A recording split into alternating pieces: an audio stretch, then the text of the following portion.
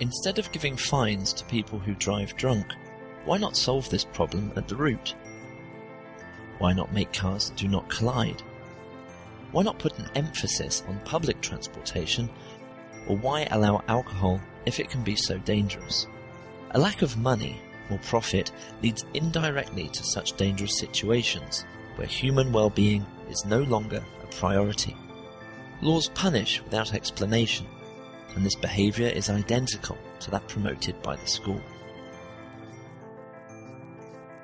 Remember that laws are limitations that you have accepted. Laws are invented rules that only punish, they do not solve the problem. I mean, if a man commits a crime, you should be interested in why that man committed the crime, not only punish him for it. It appears that years ago, in order to manage tribes and small communities, it was very difficult to manage people unless they invented laws. Now, the tribe leader always got the best of the deal as a rule. And in order to assure that be perpetuated, laws were invented. Laws originate only because of scarcity. If you have difficulty making that connection, imagine fruit growing all over the world on every tree. There would be no laws as to how much fruit you can eat. It has nothing to do with decency and ethics. It has to do with distribution of scarce resources.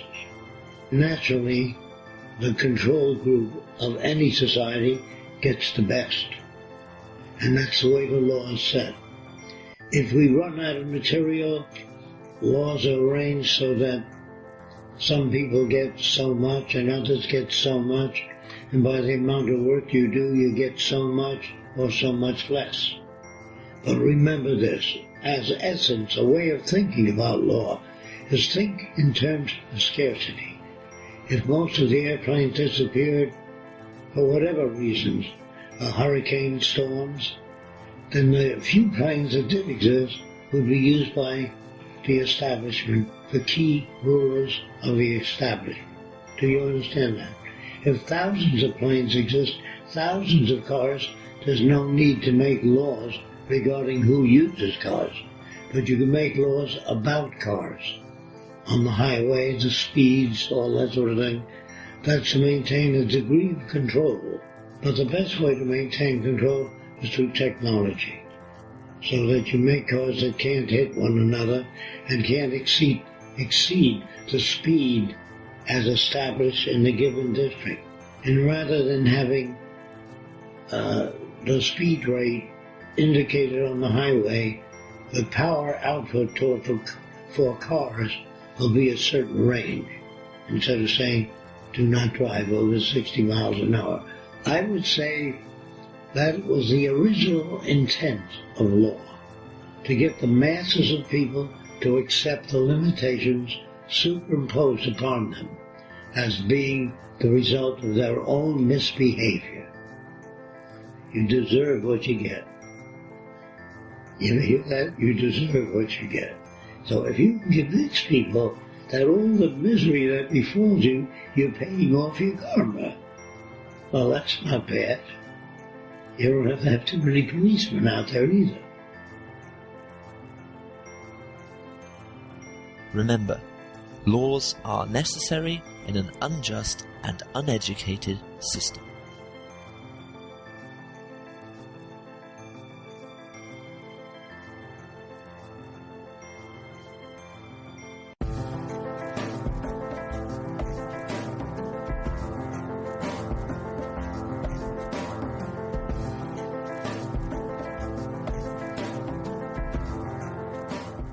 The environment creates behavior, so if you want mankind to be organized in a progressive and intelligent way, without creating dangerous situations, then you should organize the environment. The solution is prevention.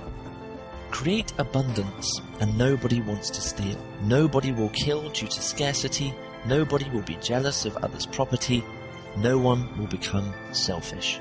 Focus on educating people and make them aware of the reality that shows us that we are all alike and that we can survive with greater comfort if we all live in an equal environment.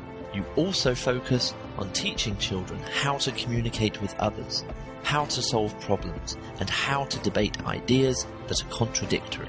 When the environment is the same for all, genes will have less importance. You could find genes that lead to violent behavior, but if the environment doesn't trigger those genes, then those genes don't matter. They'll never be activated. Laws can be replaced by education and abundance. The monetary system cannot create equality among people, so these solutions cannot be applied in the monetary system. You think man makes laws to make life better for people? No, it's to manage scarcity. So if we move toward the production of an abundance, the amount of laws will diminish, directly proportionate to how much we eliminate scarcity.